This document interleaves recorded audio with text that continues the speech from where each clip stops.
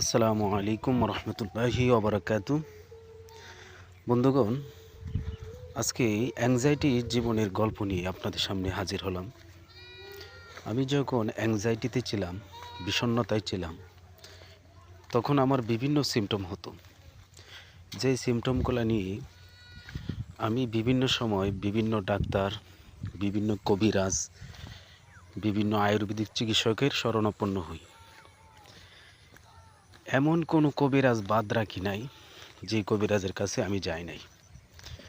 এমন কোনো ডাক্তার, এমন কোনো বিশেষজ্ঞ বাদ রাখি নাই যেই ডাক্তারের শরণাপন্ন হই নাই। প্রত্যেকটা ডাক্তারের কাছে যাওয়ার পরে বিভিন্ন শারীরিক টেস্টগুলো দেওয়ার পরে প্রত্যেকটা টেস্টই আমার নর্মালি আসে, কোনো সমস্যা ধরা পড়ে না। আমি প্রথম যখন অ্যাংজাইটিতে আক্রান্ত হই তখন আমার বয়স ছিল আপনার 10 বা 11 বছর বয়স, তখন ছোট। তখন আমাকে নিয়ে আমার পরিবার, আমার বাবা বিভিন্ন ডাক্তারের কাছে, বিভিন্ন কবিরাজের কাছে নিয়ে যাই, কোনো সমস্যা ধরা পড়ে। তখন তো আর বুঝতেও পারি না এটা অ্যাংজাইটি বা ডিপ্রেশন, বিষণ্ণতা, এটা একটা মনোরোগ সমস্যা। তখন তো মনে করতাম যে এটা শারীরিক সমস্যাই হচ্ছে। শরীর কাঁপুনি দিত, খাবারে অরুচি, খাবার খেতে পারতাম না, এইরকম হাজারো সমস্যা শারীরিক ছিল।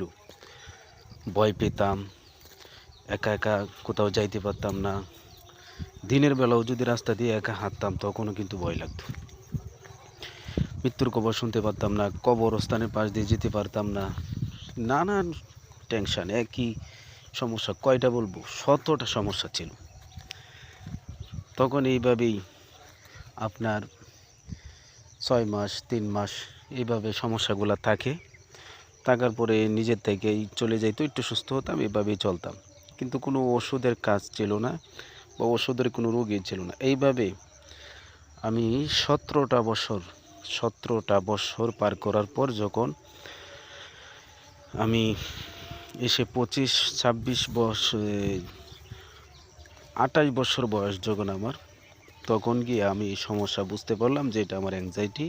তখন আমি একজন মনোবিদ্যা বিভাগের ডাক্তারের শরণাপন্ন হয়ে এখন আমি পুরোপুরি সুস্থ।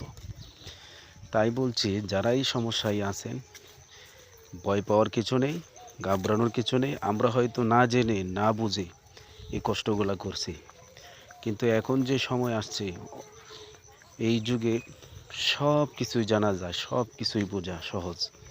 কিন্তু তখন তো এত সহজ ছিল না, মোবাইল ছিল না, ইন্টারনেট ছিল না, অনেক কষ্ট হতো।